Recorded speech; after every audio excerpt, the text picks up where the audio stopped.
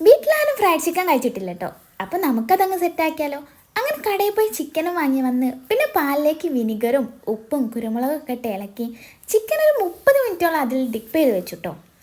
അതിനുശേഷം ചിക്കനിലേക്ക് മുട്ടയും കുരുമുളകും മഞ്ഞൾപ്പൊടിയും ജിഞ്ചർ ഗാർലിക് പേസ്റ്റും മുളക് പൊടിയും 2 ടേബിൾ സ്പൂൺ മൈദയും ഒക്കെ ഇട്ടിട്ട് അതങ്ങ് മാഗ്നേറ്റ് ചെയ്ത് അതും ഒരു 30 മിനിറ്റ് ഫ്രിഡ്ജിൽ വെച്ചിട്ടോ. ഇനി കോട്ടിങ്ങിനുള്ള പരിപാടിയാണ്.